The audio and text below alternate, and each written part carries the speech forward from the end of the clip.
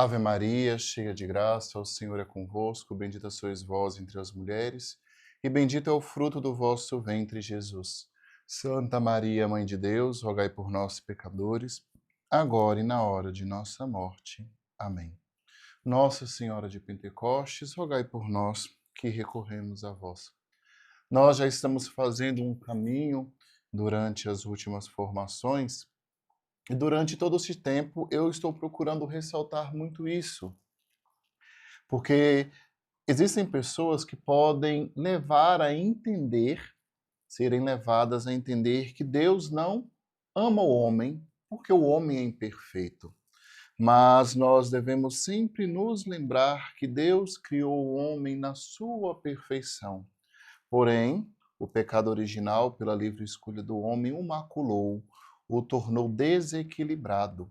E durante toda a nossa história de vida, nós vamos encontrando fatos, pessoas, circunstâncias, situações em que este desequilíbrio vai se tornando doentio. Por isso que é importante nós percorrermos o caminho da nossa vida, a estrada da nossa vida, voltando no passado e reviver estas situações com a pessoa de Jesus, pedindo ao próprio Jesus que ele possa reordenar o nosso interior.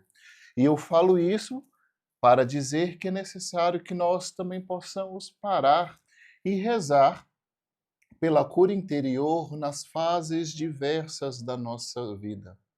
E é interessante nós percebermos que Jesus, enquanto estava de maneira física, corporal, em meio a nós, ele andava no mundo, ele tocava as pessoas, ele gostava de passear e passar e tocar na intimidade das pessoas, e aquelas que estavam abertas à graça de Deus tinham as suas vidas modificadas, eram transformadas por este toque de Jesus em suas vidas.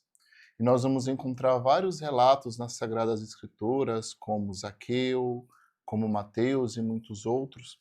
E o bonito de perceber isso tudo é que o Deus a quem servimos, o Deus a quem adoramos, ao Deus a quem rendemos graças, tem um atributo que nos chama a atenção: falar que Deus é imortal. O nosso Deus, Jesus Cristo, a segunda pessoa da Santíssima Trindade, é Deus imortal. E da mesma forma como ele andava em meio aos homens, que ele tocava os homens daquela época, ele continua fazendo isso até hoje. E é desejo do Senhor Jesus andar na cidade do nosso interior, entrar na nossa casa interior e transformar os fatos dolorosos. O processo de cura interior, através das fases da vida, é permitir isso. É que nós possamos tocar a mão de Jesus, adentrar na nossa casa interior e com ele organizar tudo aquilo que está em desordem, os fatos, os sentimentos, as emoções. E esta é a oportunidade que nós temos de passar e reviver a luz da graça, reviver a luz do amor de Cristo às situações que foram pesadas, que foram traumáticas em nossa vida, e mudar a nossa perspectiva de olhar, né? E a nossa perspectiva de ver aquela situação. E quando nós fazemos este processo com o próprio Jesus, nós conseguimos achar beleza até mesmo naquilo que é doloroso. Nós conseguimos achar o amor de Deus, encontrar a presença de Deus, até mesmo em momentos que nós pensamos que nós estávamos sozinhos. E a pergunta é: quando e como nós rezamos por cura interior nas fases da vida? Existem duas formas de rezar por isso.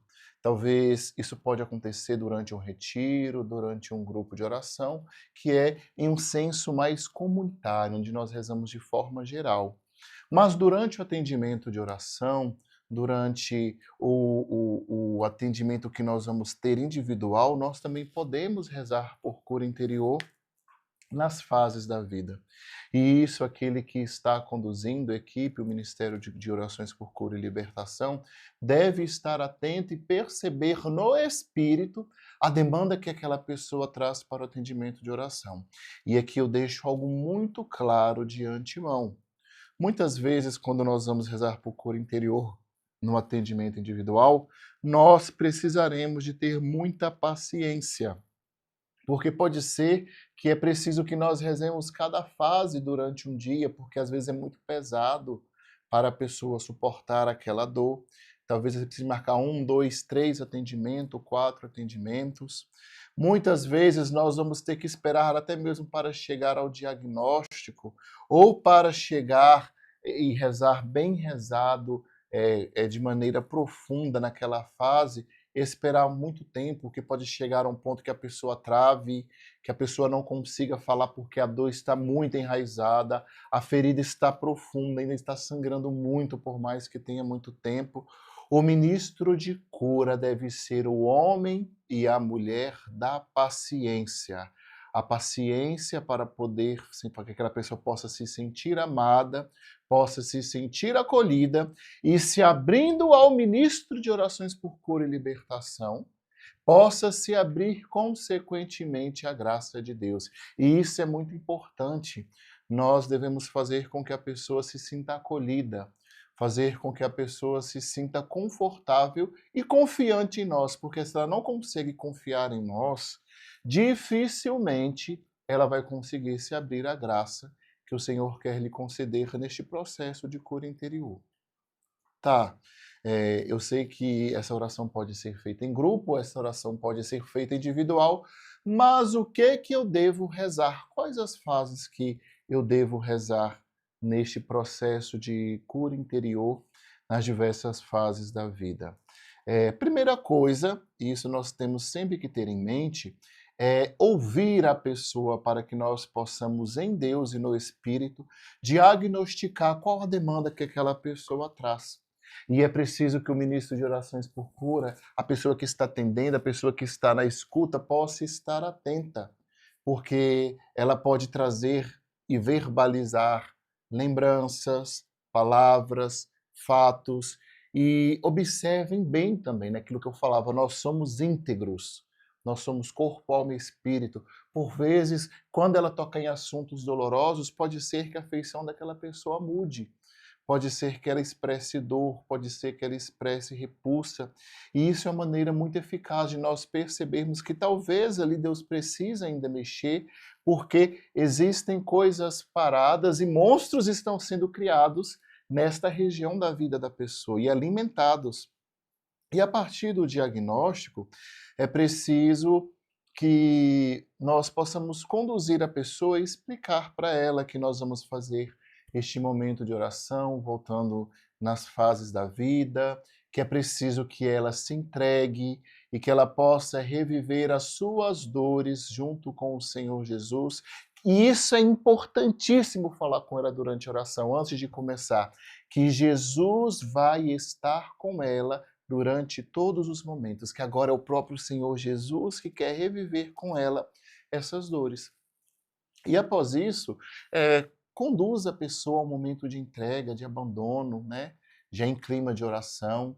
Por vezes é preciso que você, e eu até aconselho, peça à pessoa que ela possa verbalizar, né, de maneira simples. Eu falo verbalizar porque muitas vezes o silêncio é uma maneira de fugir das realidades.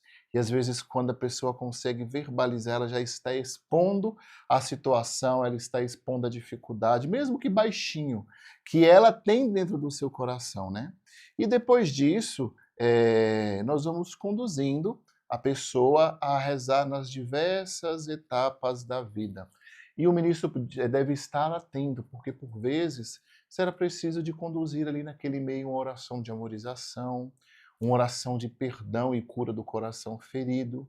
Existem alguns casos que serão preciso fazer oração de renúncia dos sentimentos maus que ali existem, fazer orações de renúncia, de libertação, para que a pessoa possa conseguir continuar o seu caminho. E estar sempre atento, fazer tudo com muita calma, repito, com muita paciência, A paciência é natural de quem ama. E quando ela for rezando isso, você pode até mesmo, se você sentir necessidade, com muito discernimento, interromper a pessoa no meio da oração, né.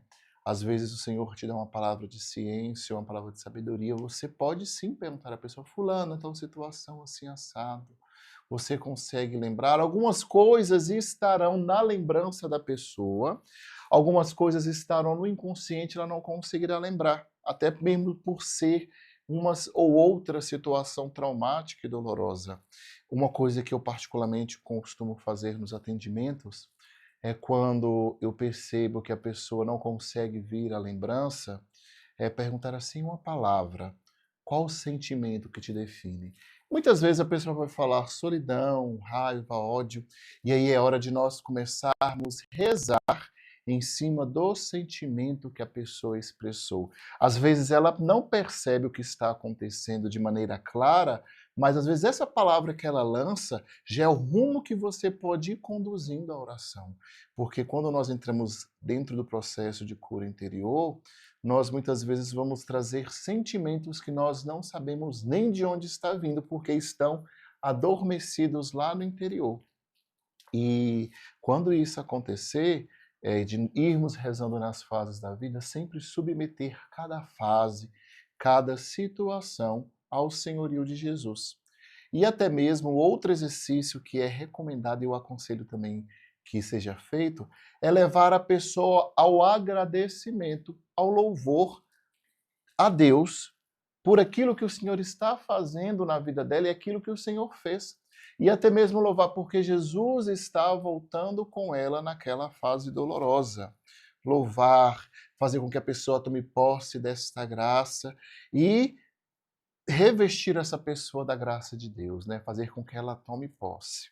Bem, nós falamos um pouquinho como deve ser o começo, o processo da oração nas fases da vida, mas quais são as fases que nós devemos rezar? A primeira fase que nós devemos rezar é pela árvore genealógica, aquilo que é a hereditariedade da pessoa. Muitas vezes nós carregamos conosco coisas que vêm do nosso passado, das nossas gerações passadas, porque afinal de contas nós somos corpo, alma e espírito. Nós podemos trazer aqui possíveis males herdados de questões genéticas, de questões espirituais e de questões da alma.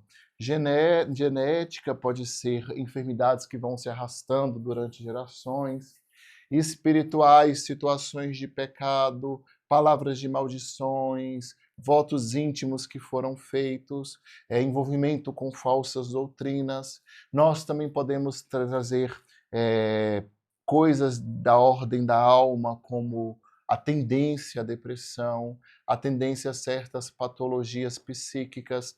E isso nós devemos colocar e submeter ao senhorio de Jesus e pedir a Ele que Ele possa vir curando. E isso é tão interessante que até mesmo pecados e atos cometidos no passado atraem a maldição para aquela família, como roubos, assassinatos, estupros, pecados mesmo que podem pesar na vida da pessoa e ela não saber por quê. E o que nós devemos fazer diante disso? Nós devemos pedir ao próprio Jesus que ele possa tocar na árvore genealógica e cortar os vínculos que ali possam existir. E ao ministro de cura sempre rezar no nome de Jesus que ele corte, pedir ao Senhor Jesus que ele derrame o seu sangue na árvore genealógica, pedir ao Senhor Jesus que ele faça sua obra por suas chagas, por sua paixão, e pedir ao Senhor Jesus que ele vá fazendo tudo novo e restabelecendo a ordem ali. A segunda fase que nós devemos rezar é da concepção, da gestação até o parto. Primeira concepção, porque nós nunca sabemos como nós fomos gerados.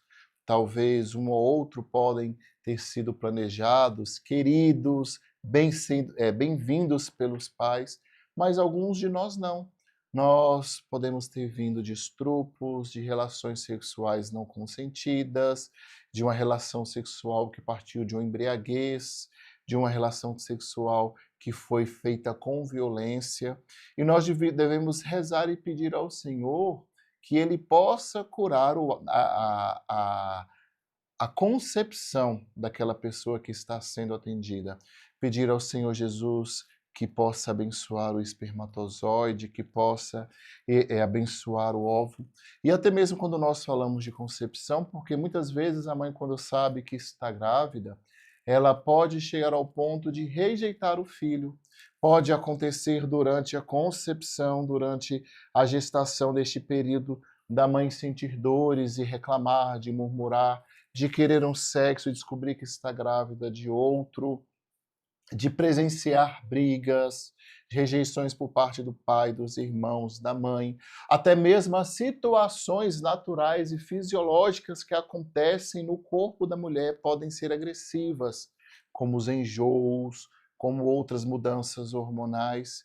E é preciso pedir ao Senhor Jesus que Ele possa ir curando ali o inconsciente, o subconsciente daquela criança que está sendo gerada, né? E por isso que é importante as mães, quando descobrem que estão grávidas, sempre colocar a mão sobre o ventre e já ir pedindo a Deus que vá curando a criança ali desde o ventre, né? Até mesmo de coisas que ela falou sem ter maldade de falar, sem ter aquela malícia, e às vezes, ai, eu tô grávida de novo, será que era a hora? E às vezes não se percebe, né? Às vezes fala assim, nossa, esse enjoo chato que não passa, mas a criança já está ali dentro e ela é a causa indireta daquele enjoo, quer queira ou quer não. E pedir ao Senhor que Ele possa ir curando a pessoa das inseguranças. Certa vez eu lembro que eu rezava por uma pessoa, me vinha muito claro o medo que ela tinha de água. E Nosso Senhor me deu como ciência que aquele parto tinha sido difícil, que ela tinha ficado presa no cordão umbilical e aspirado um pouco de líquido.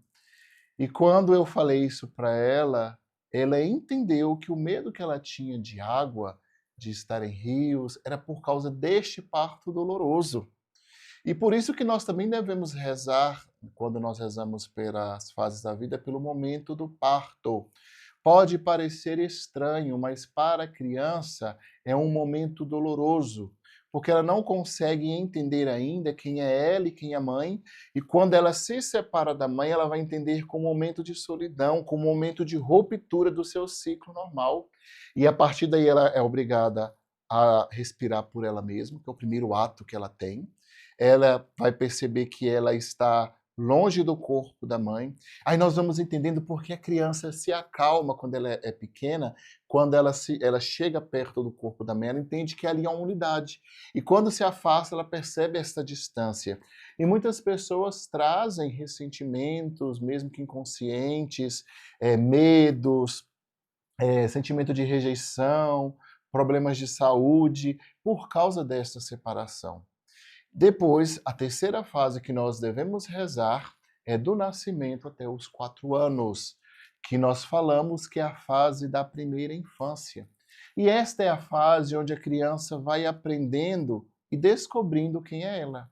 Vai entendendo com o número de informações que ela vai recebendo, quem é ela e vai começando a criar a sua personalidade.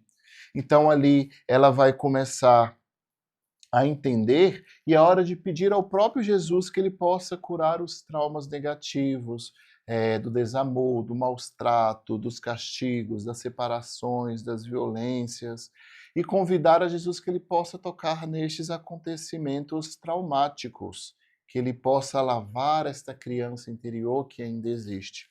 A quarta fase é dos 5 aos 10 anos, que é a segunda infância.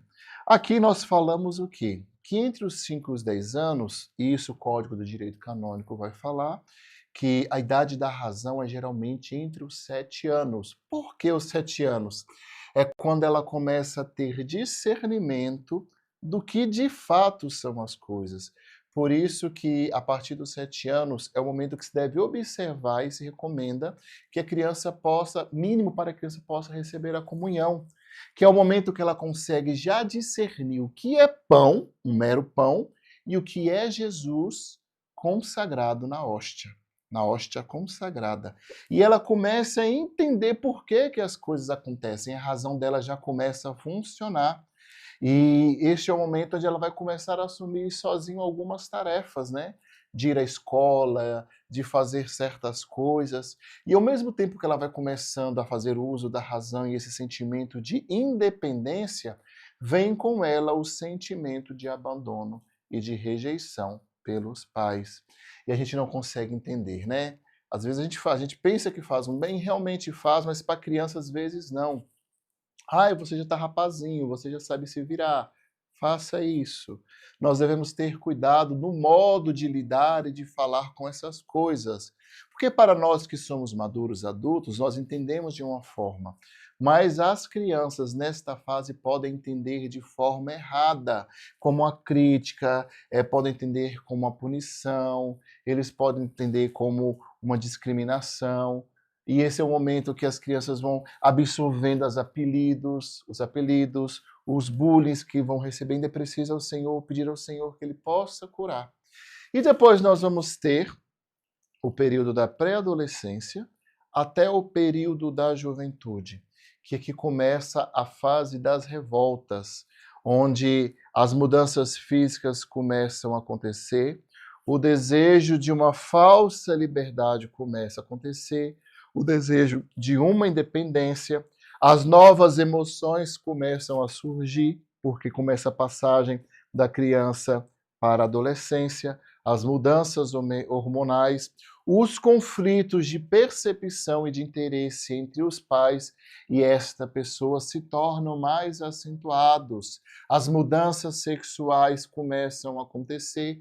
É o período onde é natural a revolta, a não concordância, a rebeldia. E é preciso pedir ao Senhor que Ele possa tocar nos comportamentos que aí surgiram nesta criança, nesse adolescente, né? Os comportamentos nos relacionamentos familiares, as brigas, as separações, cobranças, os abusos. E aqui uma diferença das outras fases. Por quê? Nas outras fases, se nós começarmos a olhar um pouquinho mais minuciosamente, até ali a criança, ela percebe, depois ela entende por que que está brigando, aí depois, quando chega nessa fase, ela já está envolvida na situação por completa, né? Ela já está brigando junto com aqueles que estão brigando, né? Nos relacionamentos familiares, ele não é mais um espectador, agora ele é um atuante, ele participa, ele sente de maneira mais profunda, bem como as influências com a amizade, né? A criancinha às vezes faz aquilo porque viu o coleguinha fazendo, aqui não, ele faz com o colega, é junto, não é só porque. Ele não está reproduzindo, ele está vivendo a situação de droga, de bebida, de crime, de promiscuidade e também os relacionamentos afetivos em geral. É quando ele já começa a se relacionar e começa o namoro, ele consegue entender porque ele está namorando, o ciúme, as relações sexuais, a desconfiança, a traição e as vinganças. E é preciso pedir que o Senhor possa ir colocando em ordem tudo isso que foi desordem nesta fase da vida.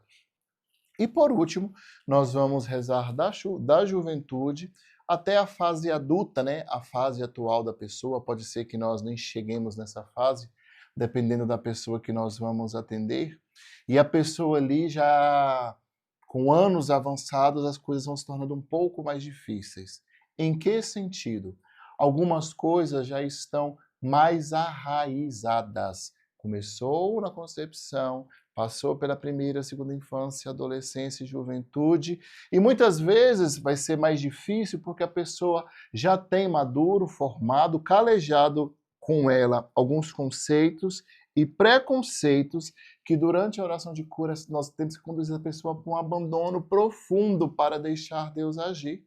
Às vezes haverá situações que a pessoa não conseguirá falar, que ela não conseguirá se lembrar, e nós vamos ter que ajudar a pessoa de fato com algumas perguntas e estar abertos, dilatados para os dons do Espírito, para que o Espírito possa nos iluminar em que caminho nós vamos tomar esta pessoa pela mão para que a graça de Deus possa agir. E pedir e ter paciência. Volto a falar de novo. Com pessoas adultas nós devemos ter mais paciência, principalmente quando nós chegamos na fase adulta. Nós estamos lidando com coisas que às vezes estão mais arraizadas, raízes profundas. Então, para se arrancar raízes profundas, é preciso cavar profundo, e para cavar profundo é preciso paciência. Repito, e paciência é natural de quem ama. Isso nós podemos pegar o próprio Jesus, né? A própria paciência que Jesus tem conosco, né? Que muitas vezes estamos sendo instrumento, mas que o próprio Deus precisa agir. Algo que também é muito válido durante esse processo, essa oração de cura das gestações, é às vezes levar a pessoa que reze com a imaginação. Se nós percebemos que está difícil, olha, imagina Jesus te tomando pela mão, Jesus com você naquela cena e motivando a pessoa no espírito para que ela possa viver com Jesus esta fase. E algo que é muito importante, quando nós terminamos de rezar por aquela fase, se você conseguiu rezar tudo, ótimo, mas se você conseguiu rezar só uma ou duas fases, também ótimo. É preciso que Deus ali agiu, a graça do Senhor agiu, tocou, mexeu em situações e arrancou raízes profundas de dores, mas ficou um vago ali. É preciso pedir ao Senhor que Ele possa preencher este vazio, né? Pedir ao Senhor que Ele possa preencher as brechas que ali estão. Uma vez que nós mexemos, vou usar essa expressão para que possamos compreender melhor, é preciso pedir nesta cirurgia da alma que o Senhor Jesus coloque um enxerto. E esse enxerto é a própria graça do Espírito Santo.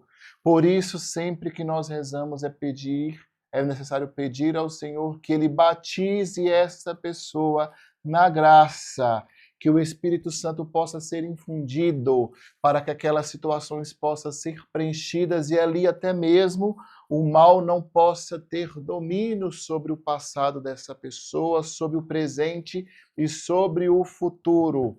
Aquilo que o próprio Jesus falava, quando um demônio vai, nós arrumamos a casa, e se não fazemos direito, ele volta com mais 7. E aqui não entendam agora de maneira literal, porque se nós deixamos vazio a situação e não preenchemos com a graça de Deus, podem aparecer mais situações decorrentes de outras situações para ocupar aquele lugar. E muitas vezes nós não entendemos porque pessoas passam por processos de cura interior e depois se revoltam contra Deus.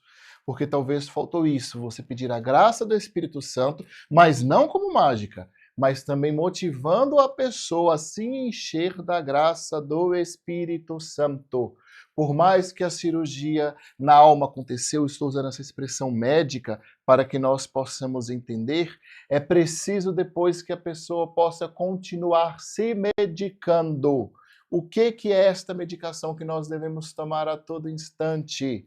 É buscar os sacramentos, de maneira especial o sacramento da confissão, da Eucaristia, procurar os sacramentos que são necessários e condizentes ao estado de vida, conduzir a pessoa para participar de um grupo de oração, ou de uma pastoral, ou de um movimento, a fim de estar engajada na igreja, porque muitas vezes nós não percebemos isso, mas a vida de igreja nos livra de muitos males e nos ajuda a combater muitos males. E, sobretudo, orientar a pessoa para que ela persevere na vida de oração. E isso é muito importante, porque uma vez que nós experimentamos a graça de Deus em uma oração que é capaz de nos transformar, nós entendemos que nós encontramos a Deus na oração, que é o momento de intimidade, é o momento do amado com o amante, do criado com o Criador, nós nunca mais quereremos deixar a vida de oração.